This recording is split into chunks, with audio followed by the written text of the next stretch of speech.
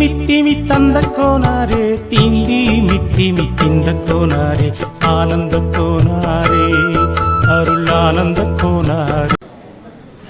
சுவாமி, இப்போ இந்த ஜென்மத்துல நம்மளுக்கு பாவம் தான் செய்யணும் அப்படிங்கிற கர்மவினை இருந்தது அப்படின்னா அதுல இருந்து நம்ம எப்படி நம்மளை விலக்கி கொள்றது? இப்போ நம்மளோட கர்ம வினைப்படி இந்த ஜென்மத்துல நம்மளுக்கு நிறைய பாவம் தான் செய்ய வேண்டிய சூழ்நிலை இருந்தது அப்படின்னா அதுல இருந்து நம்ம எப்படி தவிர்த்துக்கிறது? ஐயப்பன் கோயிலுக்கு மாலை போட்டுப்பாங்க தெரியுமா?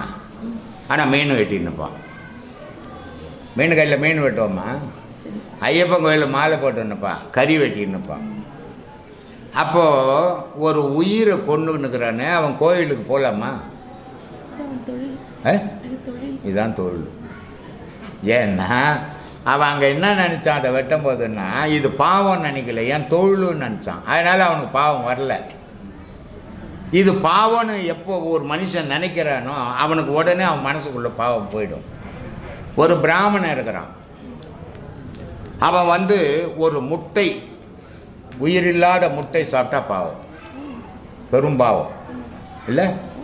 ஆனால் ஒரு பறையன் இருக்கிறான், அவன் ஒரு மாடு ஆட்டுத்துன்னா கூட அவனுக்கு பாவம் கிடையாது. இது எப்படி? இது என்ன உயிர் இல்லாத முட்டை அதை சாப்பிட்டா பாவம், உயிர் உள்ள மாட்டை சாப்பிட்டா பாவம் இல்லைன்ற எப்படி நியாயம்னு கேட்க மாட்டாங்க? கேட்பாங்களா? கேட்க மாட்டாங்க. அவன் அந்த மாடு அறுக்கும்போது அவனுடைய நினைவுகள்லாம் என்ன? அது கறி, அது மட்டும்தான் அவன் நினச்சான். அதனால் அவனுக்கு அது பாவமே இல்லை. ஆனால் அவனுக்கு பாவ புண்ணியத்தை பற்றி அவனுக்கு தெரியாது, அதனால் அவனுக்கு பாவம் வரல. ஆனால் நீ வேதம் படித்து பாவ புண்ணியத்தை அறிஞ்சவன் நீ சாப்பிடும் போது தான் உனக்கு தான் பாவம். அப்போது இப்போ நான் இவ்வளோ பேசிவிட்டேன், நான் போய் ஒரு 1.5 கிலோ வச்சு சாப்பிட்டேன்னா அது என்னது? அது சொல்லு. தெரியாத வரைக்கும் செய்த தவறுகள் நான் எல்லாருக்குமே என்ன சொல்வேன்? நடந்ததை மறந்துடு, நினைவூட்டிக்காத. இனி நடக்க போகிறத நினைவூட்டி பயணம் பண்ணு, அது உன் வாழ்க்கைக்கு உதவும். நடந்ததே யோசித்து என்ன வராது. நீ எளிமையாக 5 வயசு இந்த போய் 5 வயசுக்கு முடியாது, காலம் கடந்து போச்சு. அதை அப்படியே தூக்கி போடு. இனிமேல் நான் வாழ்க்கையில் என்ன செய்யணும், எதை நோக்கி பயணம் பண்ணணும்னு பண்ணுங்க, பிரச்சனையே இருக்காது. நடந்ததையே இப்படி நடந்ததே அப்படி நடந்ததுன்னு யோசித்தா அதுக்கு முடிவு கிடைக்காது, அதுக்கு தீர்வே கிடையாது. இனி நடக்க போகிறத யோசித்து ஜாக்கிரதையாக பயணம் பண்ணுங்கன்னு தான் சொல்லிங்கிறேன். சொல்லுமா சுவாமி. அப்படி பார்த்தா இப்போ இந்த கோவில்களில் சில தெய்வங்களுக்காக இந்த பலியெல்லாம் கொடுக்குறாங்க, அதெல்லாம் நம்மளோட திருப்திக்காக நம்ம சாப்பிடணுங்கிறதுக்காக தான். அதுக்கும் தெய்வத்துக்கும் எந்த சம்மந்தமும் இல்லை, அப்படிதானே? ஆதியில் உழைப்பு மட்டும்தான் மனுஷன். எந்த நேரமும் மிஷின் மாதிரி உழைச்சின்னு இருந்தான், ஓய்வே கிடையாது அவனுக்கு. அவனுக்கும் குழந்தை குட்டிக்குது, அப்பாவே தெரியாத எத்தனையோ அப்பா அங்கே இருக்கிறாங்க பிள்ளைங்களுக்கு. இந்த ரயில்வேல இந்த பக்கம்லாம் எனக்கு தெரிஞ்சு 3 மணிக்கு சாப்பாடு கட்டுவாங்க வீட்டில். 4 மணிக்கு பஸ்ஸெல்லாம் கிடையாது இந்த ரோட்டில். ஏன்னா நான் கிராமத்தில் நலாத்தூர்ன்ற கிராமத்தில் இருந்ததால் எங்கள் அத்தை புருஷன் எங்கள் அக்கா மாமா எல்லாருமே ரயில்வேல வேலை செய்வாங்க. அவங்களுக்கு 3 மணிக்கு சாப்பாடு கட்டுவாங்க, 4 மணிக்கு கிளம்புவாங்க. ஒர்க்மேனுன்னு வரும், அப்போது ஒர்க் ஷாப்புக்கு போகிற வண்டி, ஒர்க் ஷாப்புக்கு தொழிலாளின்னு போகிற வண்டி 4 மணிக்கு வரும். 4 மணிக்கு இங்கேருந்து 3 மணிக்கு நடக்க ஆரம்பிப்பாங்க, பெரிய பித்தல் டிஃபினில் சோறு கட்டிக்கணும் இல்லையா? இவன் 4 மணிக்கு கிளம்பி வேலைக்கு போயிட்டு சாயந்தரம் அங்கேருந்து வேலை 4:30 முடிஞ்சு இங்கே வர வீட்டுக்கு வரத்துக்கு 8 மணி ஆகிடும். கிராமத்துலலாம் இப்போ மாதிரி 10 மணிக்கு சாப்பிட்றது டிஃபன் சாப்பிட்றதுலாம் கிடையாது. இப்போல்லாம் ரொம்ப நாகரிகமாகி போச்சு கிராமங்கள்லாம், ரொம்ப போட்டோம் நல்லா இருக்கட்டும். ஆனால் அப்போல்லாம் 6 மணிக்கு சாப்பிட்ருவாங்க, 7 மணிக்கு பசங்கள்லாம் தூங்கிடும். 8 மணிக்கு வர அப்போ எங்கன்னு தெரியும் இல்லையா? தெரியாது. இந்த காலகட்டத்திலே அந்த மாதிரி, ஏன்னா அவங்க போகிறதுக்கும் வரத்துக்குன்னா டைம் சரியாக இருந்தது. அதனால் அந்த நாத்திகம் ஒரு நாள் தான் இவர் அப்பான்னு தெரியும். அப்படிப்பட்ட காலம். இப்போவே இப்படி இருந்ததுன்னா ஒரு 2000 வருஷத்துக்கு முன்னே எப்படி இருந்திருக்கும்? ஓய்வே கிடையாது மனுஷனுக்கு. அதனால் என்ன பண்ணாங்க முன்னோருங்க இருந்தவங்க, இவன் இப்படியே இருந்தானே செத்தே போயிடுவான் சீக்கிரம், உறவு முறைகளை தெரியாமல் போயிடும், இவனுக்கு பண்டிகைங்க வகுக்கணும். பண்டிகைங்களை வந்தால் ஒரு நாளைக்கு நல்ல வடை பாயசம் தித்திப்பா சாப்பிட்டோம், ஒரு நாள் நல்லா காரமாக தண்ணி வச்சுட்டு மசாலா போட்டு சாப்பிட்டோம் அப்படின்னு 2யும் வகுத்து கொடுத்துட்டான் சாமி. அன்னைக்கு அவன் குழந்தை குட்டியோட சந்தோஷமாக இருக்கட்டும் அந்த ஒரு நாளாவதுன்னு பண்டிகையை வகுத்தான். பண்டிகைக்காக கடவுளுக்கு என்னது? நீ போடுற படையில் கடவுள் சாப்பிட்டாருன்னா மறுமாதம் படையில் போட மாட்டேன். போய் 1000 ரூபாய் கடன் வாங்கினான், நான் படையில் போட்டேன், அண்டாவது வந்து துண்டு போட்டான் இல்லையா? என்ன வம்பா இது? எங்கள் அம்மாவுக்கு எங்கள் வீட்டுக்காரங்க இறந்துட்டாருங்க, அவர் தண்ணி தாங்க சாப்பிடுவார், ஒரு கோட்டரை வேறு அங்கே வச்சுருது, நல்லா கறி மீன் ஆக்கி போட்டு. ஆனால் அது அங்கேயே தான் இருக்கும். அவர் வந்து சாப்பிடல, அவர் சாப்பிட்டாருன்னு வச்சு மறுமாதம் வாங்கி வைக்க மாட்டாங்க. ஏன்னா இது எல்லாமே மனசு சம்பந்தப்பட்டது, மனசுக்காக வைக்கப்பட்டது. இறைவனுக்காக இந்த செயல்கள் எதுவுமே இல்லை. இறைவன் கேட்கறது மனத்தை, அதை கொடுக்க மாட்டான்றோம்.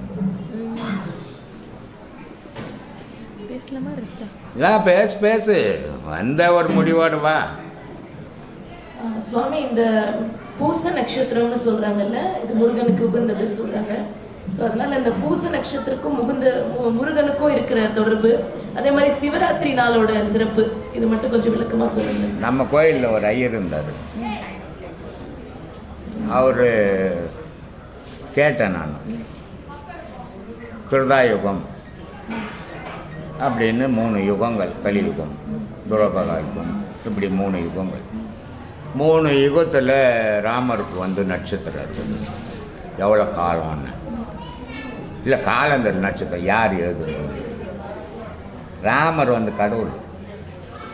மனிதன் வந்து எவ்வளோ ஒழுக்கத்தில் வாழணுன்றதுக்காக அந்த அவதாரமே எடுத்தான். மனிதன் எப்படிலாம் வாழணும், கனவு மனைவி எப்படி வாழணும், சத்தியத்தில் வாழணும், மக்கள்கிட்ட எப்படி வாழணும், ஒரு மன்னனாக இருந்தால் அப்படின்றது தான் ராம அவதாரம். ராம அவதாரம் நடந்து 17.5 வருஷம் ஆச்சு, 17.5 லட்சம் வருஷம் ஆச்சு. இந்த 17.5 லட்சம் வருஷத்துக்கு முன்னே எழுதணும் யார் இருப்பான்? நட்சத்திரம் யாருக்கு தெரியும்? எப்படி தெரியும்? நம்ம இப்போ ஒரு கணிப்பு வச்சு ஒரு நட்சத்திரங்களை எழுதிக்கணும். எழுதிக்கினா அவன் மனசுக்கு முருகன் எங்கே இருக்கிறான், எங்கே இருக்கிறான்னா தெரியுமா? அவனுக்கு நட்சத்திரத்தை போய் யார் எழுதுவான்? விவேகானந்தர் பிஏ பட்டதாரி, அவருக்கு வேலை இல்லை. அவங்க அப்பா கல்கட்டா கோயில் கோர்ட்டில் வக்கீல், விஸ்வநாத்னிட்டு. அப்போ அவருக்கு கல்கட்டாவில் எவ்வளோ மரியாதை இருக்கணும். ஆனால் அப்படிப்பட்ட மரியாதையான புள்ள இப்படி ஆன்மீகத்தில் பூந்துட்டு சாப்பாட்டு கூட வழியில் போயிட்டு ஒரு இடத்துல வேலை தேட்டு வரும்போது பக்கத்து வீட்டாண்டி மயங்கி ஊந்து போடுறாரு. அவ்வளோ வறுமை. இந்த சப்பாத்தி, காஞ்சி போன சப்பாத்தி கொடுக்குறாங்க, அதை சாப்பிட முடியாமல் தண்ணியில் ஊற போட்டு சாப்பிட்றாரு. பிஏ பட்டதாரி. இன்றைக்கி ஒரு +2 முடிச்சுட்டு எனக்கு ஜிஎம் வேலை வேணுன்றோம் இல்லை? பிஏ பட்டதாரி அந்த காலத்துலன்னா இன்றைக்கி எந்த படிப்பையும் அதுக்கு ஈக்குவல் பண்ண முடியாது, அவ்வளோ பெரிய படிப்பு அது. அப்படிப்பட்ட பட்டதாரி சாப்பாட்டுக்கே வழி இல்லாத கஷ்டப்படுறாரு. அதனால் வெறுத்து போய் ராமகிருஷ்ணர்கிட்ட போய் கேட்குறாரு, நீ டெய்லி அம்பாள்கிட்ட பேசுகிறில்ல, என் கஷ்டத்தை சொல்லியா? நீ ஒரு மந்திரவாதியா? நான் வேலை இல்லாத கஷ்டப்படுறேன், சோறு இல்லாத கஷ்டப்படுறேன், நீ டெய்லி பேச சொல்ல என்னை பற்றினாலும். ஐயோ இது என்னடா வம்பா போச்சுன்னு அவர் பயந்து போயிட்டார். ராமகிருஷ்ணர் பயந்து போய், இல்லைப்பா நான் வந்து உன்னை பற்றி சொல்கிறத விட நீயே போய் நேரடியாக சொல்லு அப்படின்னு விவேகானந்தரை அம்பாள்கிட்ட அமிச்சார். போனார், அம்பாளை பார்த்தாரு, பேச்சு வரல, அழுதுக்குன்னே வந்துட்டார். என்னப்பா பேசுனேன்? இல்லை பேசலை, இன்னொரு வாட்டி போப்பான்றார். இன்னொரு வாட்டி போகிறாரு, அம்பாளினுடைய நிலையை பார்த்து இவர் அசந்து போய் வந்துட்டார். 3வது வாட்டி போகிறாரு, ஒரு பேச்சே வரல. அப்போ கேட்குறாரு, என்னப்பா பேசுனியான்ட்டு. இல்லையே நான் பேச முடியலையாங்கண்ணா. இதானடா என் நிலமை, என்னை போய் சொல்லுன்றிய. ஏன் சொன்னேன் இந்த கதையை அப்படின்னா, முருகனுக்கு நட்சத்திரம், ராமருக்கு நட்சத்திரம், கிருஷ்ணனுக்கு நட்சத்திரம்லாம் எழுத முடியாது. ஏன்னா கடவுளை காண்றதுல இவன் இருக்க மாட்டான். அங்கே இவன் எங்கே நட்சத்திரம் ஏற்றின்னு உட்காந்துக்கிட்டு சொல்லு. இதுதான் பகுத்தறிவுன்றது. இப்படி சிந்திச்சு பார்க்கணும். இந்த பிராமணருங்க என்ன பண்ணாங்கன்னா, ஆதியில் வகுத்தாங்க. வேதவேசர் அவர் வகுத்தார். அவர் பிராமின் கிடையாது, ஆனால் பிராமினா ஆக்கினாங்க. அவர் ஒரு மீனகாட்சிக்கு பிறந்த ஒருத்தன். அவர் எழுதுனது தான் வேதம். அந்த வேதத்திலேருந்து மாறி மாறி மாறி ஒவ்வொரு காலகட்டத்தில் மாறி மாறி வந்துடுச்சு. அதனால் தெய்வத்தினுடைய வழிபாடு பொய்யே கிடையாது. ஆனால் இந்த மனிதன் சில விஷயத்துங்களுக்காக மனுஷனை முட்டாளாக்கி வச்சுட்டாங்க. ஆனால் இந்து மதத்து மாதிரி ஒரு கடவுள் வழிபாடு உலகத்தில் எந்த மதத்திலையும் கிடையாது இல்லையா? யார் கோவிலாக இருந்தாலும் யார் ஒரு கல் வச்சுட்டு இது சாமி பான்னா இவன் போய் ஊந்து ஊந்து கும்பிடுவான். அந்த நம்பிக்கை வேறு உலகத்தில் எந்த மதத்தும் கிடையாது. அவன் மதம் காரணம் என்னென்னா இந்துக்கள் கடவுள் வழிபாட்டில் இருக்கிறவங்க, மற்ற மதத்துக்கார மத வழிபாட்டில் இருக்கிறவங்க. இதுதான் வித்தியாசம். எல்லாரும் துறவரம்னு சொல்கிறாங்க. மூணுத்துக்கு கொஞ்சம் விளக்கம். அறம், இல்லறம், துறவரம். இல்லறத்திலேயே இருந்துக்கின்னு தர்மம் பண்ணுறது அறம். இல்லறத்திலேயே இந்த தர்மமும் பண்ணாத துறவரத்துக்கும் கடவுள் வழிபாட்டிலையும் போகாது இல்லறம். இல்லறத்தை விட்டுட்டு வேணா கடவுள் வேணுன்றது துறவரம். உனக்கு எந்த வரம் வேணுமோ அதை எடுத்துக்கோ. சொல்லு. இந்த பொய் உண்மைன்னு பார்க்குறது எல்லாமே பொய்ன்னு சொல்லும் போது அது பொய் எதுங்கிறது. உங்கள் அம்மா இருக்கிறாங்களா? இப்போ இல்லை, இருந்தாங்க, இப்போ இல்லை. எல்லாருக்கும் அம்மா இருந்திருப்பாங்க. இப்போ இருக்கிறாங்களான்னு தான் கேட்டேன். இல்லைங்க ஐயா. அப்போ எங்கே போனாங்க? அவங்க உடலை விட்டு பொய்யாயிட்டாங்க. பொய்யாயிடுச்சு. அப்போ நிஜம் இல்லை. நம்ம எல்லாரும் தோற்றமும் பொய் தான், நிஜம் இல்லை. தோற்றமற்ற பொருளெல்லாம் நிஜம், ஆனால் அதை நம்மளால் பார்க்க முடியல. நமக்குள்ள ஒரு உயிர் இருக்குது, அதை நம்ம பார்க்க முடியல, அது அழியா பொருள். ஆனால் தோற்றமுள்ள இந்த உருவம் தான் நிஜம்னு நினச்சி நாலஞ்சுன்னு இது பொய் பொருள். அதனால் நிஜம் பொய் ரெண்டும் உலகம் சேர்ந்து இரவு பகல்கிற மாதிரி இன்ப துன்பங்கிற மாதிரி பொய்யும் மெய்யும் கலந்தத்தான் உலகம். அப்போ உண்மையை உணர்ந்தவங்க இந்த உடலை உடல் சுகத்தை அவங்க அனுபவிக்க வேண்டிய அவசியம் இல்லாமல் வாழ்ந்து சித்தருங்கள்லாம் உண்மையை உணர்ந்ததுனால இந்த உடல் சித்தரை பற்றி நம்ம பேசுறதுக்கு நமக்கு தகுதி கிடையாது. முதல்ல சித்தரன்ட்டு பேசுகிற தகுதி ஒரு தூசு கூட நமக்கு தகுதி கிடையாது. ஏன்னா அவன் ஊடு வாசல் சொத்து பொண்டாட்டி புள்ள அப்படி வாழல. அவன் உலகத்தை விட்டு கடந்து வாழ்ந்தான். நம்மளால் வாழ முடியுமா? அதனால் அவங்கள பற்றிலாம் பேசக்கூடாது, நம்ம வாழ்க்கையை பற்றி பேசுவோம். சித்தர்களை பற்றி பேசுகிற தகுதி நமக்கு இல்லை. நம்ம அது மாதிரி வாழவும் முடியாது. நம்ம எப்படி வாழணும் அதை பேசு. சித்தரை பற்றி பேசுகிற தகுதி உனக்கு கல்யாணம் காட்சி பண்ணிக்காம புள்ளக்குட்டி பெற்றுக்காம உன் பொண்டாட்டி புள்ளக்குட்டி கொண்டுட்டு வந்துடு. சித்தரை பற்றி பேசு முடியுமா? உன்னால முடியாது. அப்புறம் ஏன் பேசுகிற அதை பற்றி? இல்லை, அவங்க காட்டிய வழி போக முடியாதுப்பா உன்னால. போகிறதுக்கு இல்லைங்க ஐயா. அது நம்ம வரக்கூடிய இன்னல்லேருந்து அந்த உபதேசத்தை கேட்டு நம்ம அதை போக முடியாது.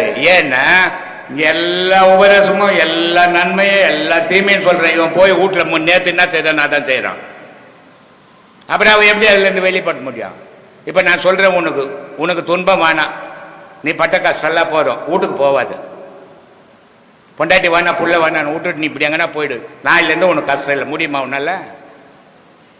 செய்ததே தானே திருப்பி திருப்பி திருப்பி திருப்பி திருப்பி செய்துங்கிற. அப்புறம் எப்படி போவோம்? துன்பம் போகவே வாய்ப்பே கிடையாது. சும்மா கற்பனையில் தான் நினச்சிக்கலாம். பார்க்கக்கூடிய இது விஷயத்துக்கு மனசு அவ்வளோ நம்புது. பார்க்காத விஷயங்கிறது இந்த உணர்கிற விஷயத்துக்கு போகவே மாட்டேங்குது. போகாது. தோற்றம் தானே அடையாளம் அதுக்கு. அதனால் அந்த தோற்றத்தில் தான் அது வாழும். தோற்றம் மற்ற பொருள்கிட்ட போகாது, போகவும் தெரியாது, சொன்னாலும் போகாது அது.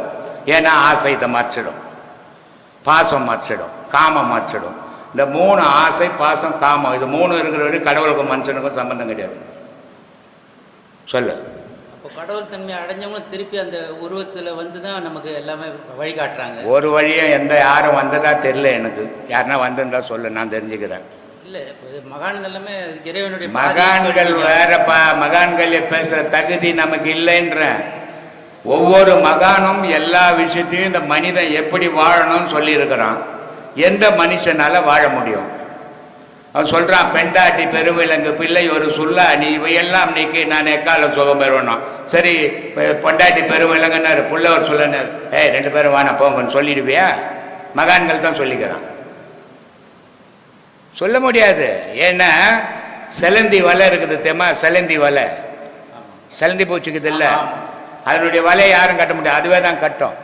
ஆனால் அதிலேயே சிக்கிக்கு செத்து போகும். மனுஷன் என்ன பண்ணுறான், இந்த குடும்பம்ன்ற ஒரு வலையை பின்னிட்டு அதுலேயே மாட்டி செத்து போயிடுவான். அதனால் அதுலேருந்து வெளியே வர முடியாது அவனால். அப்போ நினைப்பில் மட்டுமே இருக்க முடியும். நினைப்பில் வாழலாம். நான் கடவுள் கூட இருக்கிறேன், என் குடும்பத்தில் சந்தோஷமாக இருக்கிறேன், உதப்பட்டுன்னு கூட வெளியே வந்து சொல்ல முடியாது இல்லை, ஏன்னா மீசெல்லாம் வச்சுக்கிறமே. அதனால் சந்தோஷமாக இருக்கிறேன், என் பிள்ளைங்கெல்லாம் தங்கமான பிள்ளைங்க, வீட்டில் பூந்து ஒதிப்பாங்க. ஆனால் வெளியே வந்து சொல்ல முடியாது, நான் வெக்கமாக இருக்குமே. அதனால் சொல்லுவேன், தங்கமான பிள்ளைங்கப்பா, என் பேச்சே தட்டாதுன்னு சொல்லிக்கிறதுக்கு நல்லா இருக்கும், கற்பனைக்கு நல்லா இருக்கும், நிஜத்துக்கு வராது. இப்போ நிஜத்துக்கு போகிறதுக்கு வாய்ப்பே இல்லை. வாய்ப்பே கிடையாது சாமி, கட்டையோட கையில் சொன்னேன்.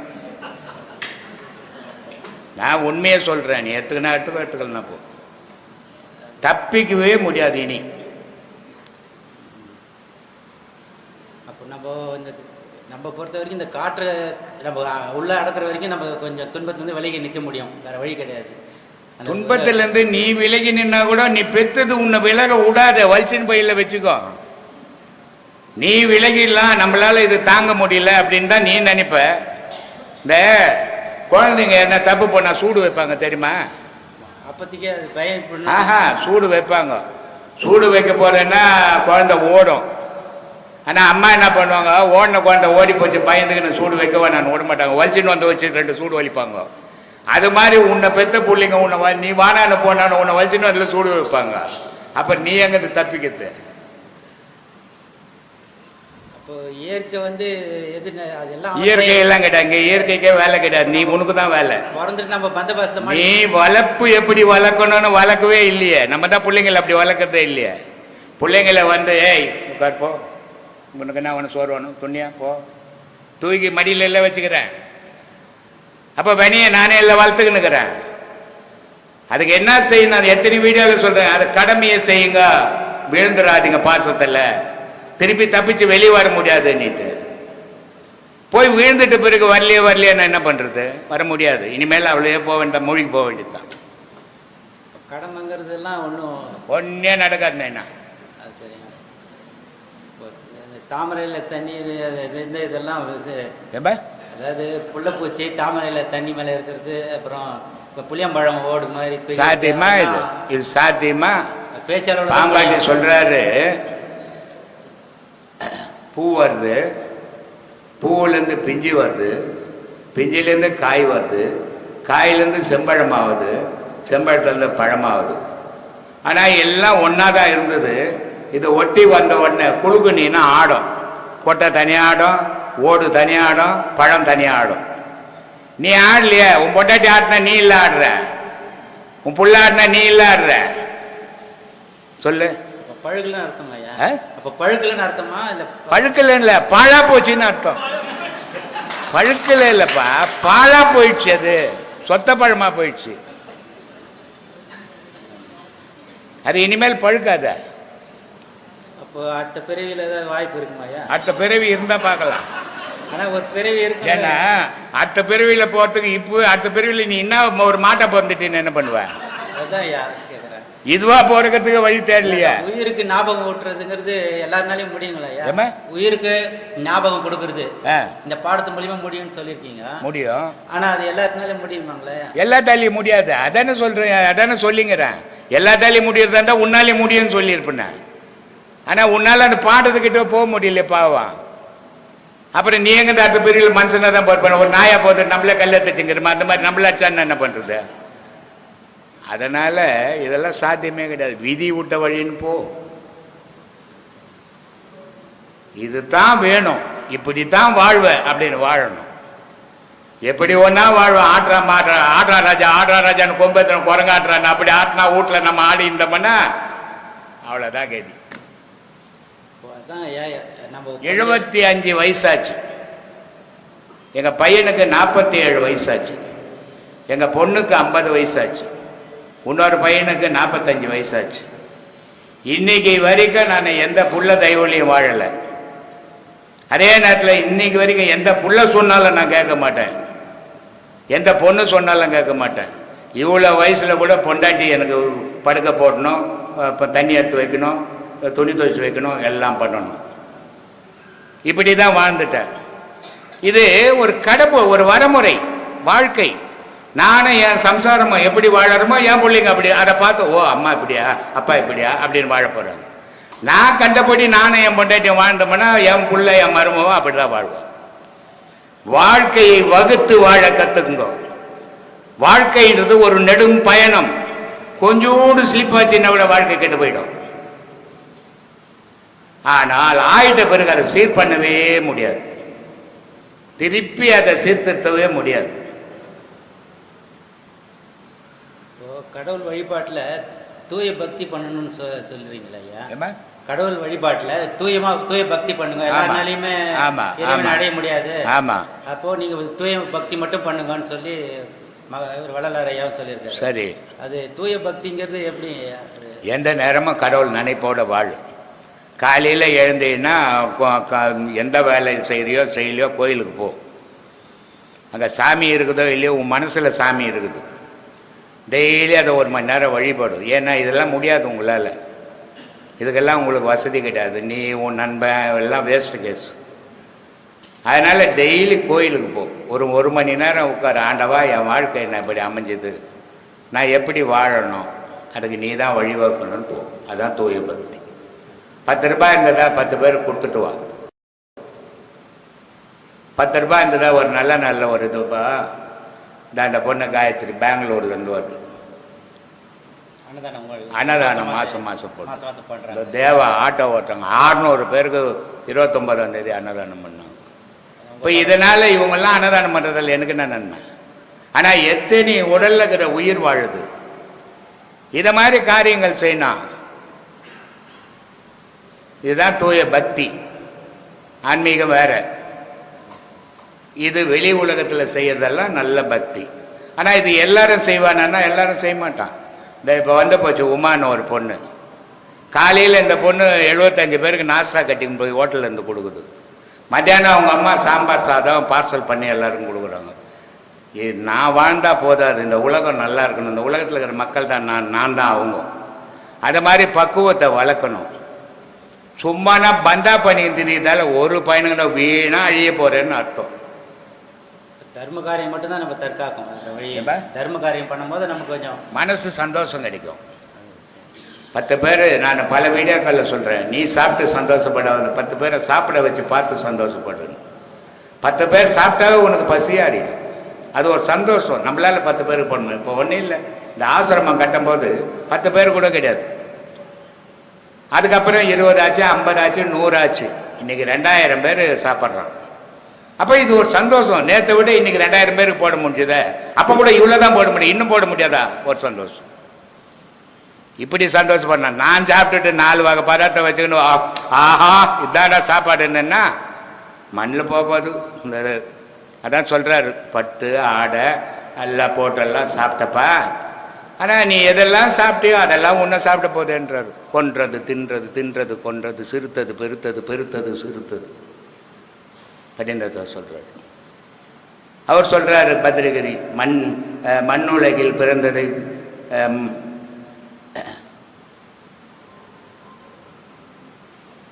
மண்ணுயிரை கொன்று தின்று உழலாமல் தன்னுயிர் போல் நினைத்து தவம் முடிப்பது எக்காலன்றார்.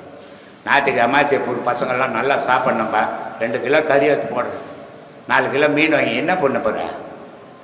உன் புள்ள 2 கிலோ மீன் போட்டின்னா நாளைக்கு 2 கிலோ கல் எடுத்து போடுவான் தலையில். வாழ வகுத்துக்கு நம்ம வாழ்க்கையை, அது இல்லாத வாழ்ந்துட்டு பின்னாடி வருத்தப்படல பயனே கிடையாது. சொல்லு. இல்லை, இறைவன் வந்து நம்மளை பார்த்தா கூட எடுக்க மாட்டான்னு சொல்கிறீங்களே, அதாவது நம்ம இறைவனுக்கு உன்னை பார்த்தா எப்படி தெரியும் அவனுக்கு?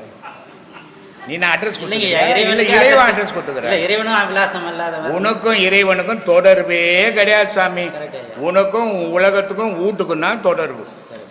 கடவுளுக்கும் இங்கே மனுஷனுக்கும் தொடர்பே கிடையாது. கடவுளுக்கு மனுஷங்கிற தொடர்பு வச்சுங்கிற மனுஷனுக்கு இங்கே வேலை கிடையாது. கடவுள் தொடர்புள்ள மனுஷன் மத்தியில் மனுஷன் இங்கே வேலை கிடையாது அவனுக்கு. கடவுள் தொடர்பு இருக்கிற மனுஷனுக்கு இந்த உலகத்தில் இந்த மக்கள் கூட வேலை கிடையாது. அவங்க மூலியமாக தானே இந்த உலகமே நடக்குது. நல்லோர் பொருட்டு உயுமா உலகம்னு சொல்கிறாங்க. நல்லோர் பொருட்டு நல்லோர் தானே, கடவுள் இல்லையே. நல்லவனா இருந்தீங்கன்னா இதை இப்போ சொன்னேன்ல, 4 பேருக்கு சோறு போட்டாங்க, நல்லவங்க சோறு போட்டாங்க, கெட்டவன் அதை வாங்கி சாப்பிட்டான். கெட்டவன் பாக்கெட் நிறைய பணம் வச்சுக்கிறான், 10 பைசா கூட ஈய மாட்டேன்றான் யாருக்கும். அவன் கெட்டவன். நல்லவன் 10 பேருக்கு தர்மம் பண்ணுறான். அதனால நல்லவரால் இந்த உலகம் நடக்குதுறான். ஏழையாக இப்போ இருக்கிறவங்க வந்து அவங்க முன் ஜென்மத்துடைய பாவத்தினால அந்த அவன் முன் ஜென்ம பாவமாக இருக்கட்டும், இந்த ஜென்ம பாவமாக இருக்கட்டும், கொடுக்கணும்னு நினச்சா கொடுத்துட்டு போய்க்கினே இருக்கணும். அவன் ஏழையா பணக்காரனா போன ஜென்மமா இந்த ஜென்மம் ஆராய்ச்சியெல்லாம் பண்ணக்கூடாது. கொடுக்கணும்னு நினச்சா கொடுக்கணும் மனசு இல்லையா பாக்கெட்டில் போட்டுன்னு வீட்டுக்கு போயிடணும். சரிங்க, கடவுள் எல்லாருக்கும் பொதுவானவர். அவர் ஐயா, கடவுள் பொதுவானவர் தான். ஆனால் மனுஷன் போனால் தானே பொதுவானவர். மனுஷனுக்கு கடவுளே தெரியாது தடுமாறுங்கிறான். அப்போ பொதுவானவர் எங்க, உறவானவர் எங்க? கடவுள் பொதுவானவன் தான். இப்போ சூரியன் வருது, இது யாருக்காவது சொந்தமா? யாரையாவது ஏழை பாழை பார்க்குதா? யாரையாவது பணக்காரங்க வசதி பட்சம் வசதி இல்லாதவன் நினைக்குதா? எதையுமே பார்க்கறதில்லை, பொதுவானது. சந்திரன் வருது, ஒரு ஆளுக்கு குளிரும் ஒரு ஆளுக்கும் வெந்து போதா? பொதுவானது. வெள்ளி வருது, பொதுவானது. இந்த மண் இருக்குது, பூமி, பொதுவானது. ஆனால் மனுஷன் பொதுவானவனா? புழா அப்படின்றிய, அப்புறம் நீ எங்க பொதுவானவனா இருக்கிற? இது எல்லாம் பொதுவானவன், இறைவனும் பொதுவானவன் தான். ஆனா நீ பொதுவானவனா இல்லையே. ஆனா மற்றதை மட்டும் யோசிக்கிறோம், நம்மளை பத்தி நம்ம யோசிக்கிறது இல்லையே. என்ன பயன் அதனால? வேற்றுமையிலே தான் உலகம் வாழ்ந்துட்டே இருக்குது. வேற்றுமை உலகம் வாழட்டும். நீ வேற்றுமை இல்லாத வாழ கத்துக்க. உலகம் வேற்றுமை இல்லாத வாழுதுன்னு நினைப்பு வரும். நீ வேற்றுமையோடு இருந்தீங்கன்னா உலகம் வேற்றுமையா இருக்குதுன்னு நினைப்பு வரும். உலகத்துல எல்லாமே மாறிட்டே இருக்கும்போது அப்படியே ஸ்திரத்தன்மையோட யாராவது இருக்க முடியுங்களா? ஐயா, உலகம் எல்லாமே மாற்றத்துக்கு உட்பட்டது. உலகம் பொருள் நம்ம தான். நீ தான் உலகம், நீ தான் மாறி இருக்கிற. மண்ணு மார்ச்சா, சந்திரன் மார்ச்சா, சூரியன் மார்ச்சா, வெள்ளி மார்ச்சா, ஆகாயம் மார்ச்சா? எதுவுமே இயற்கை மாறல. மனிதன் தான் மாறினான். மனிதன் தான் உலகம், மனிதன் தான் வாழ்க்கை, மனிதன் தான் செயல், மனிதன் தான் சாவு. நம்ம போகிற பாதை வந்து பொது வாழ்வில் ஈடுபடும் போதோ சுவாசத்தினால அவங்க என்ன நமக்கு மாறி சன்ன பின்னலாகையால் மங்கி மாளுதே உலகில் மாநிலர்கள் எத்தனை கோடின்னு சொல்லி அது சொல்லியிருக்காங்க. அப்போது நம்ம கரெக்டு தான், நம்மளால முடியலையே. நம்ம முடிஞ்ச வரைக்கும் நம்ம தனிமைப்படுத்திக்கிட்டே போயிட்டே வாழ வேண்டியதுங்களா?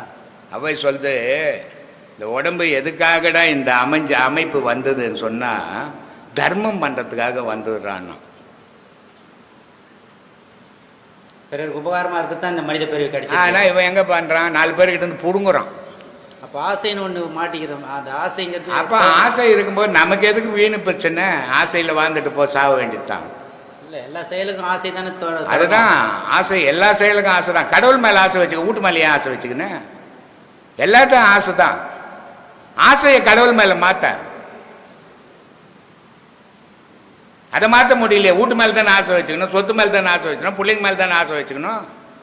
இந்த ஆசையை கடவுள் மேலே மாற்ற சுகமாக இருப்பிய, மாற்ற முடியலையே. இந்த ஆசை உலகத்து மேலே தானே வைக்கிற.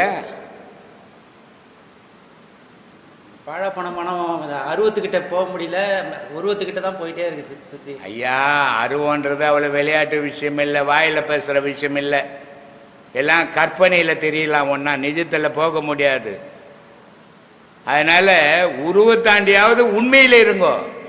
உருவத்தாண்ட போய் போலி வேஷம் போடாதீங்கன்னு தான் சொல்கிறேன். அருவத்தை விட்டுடு. அருவத்தை கிட்டெல்லாம் சராசரி மனுஷனால் போக முடியாது.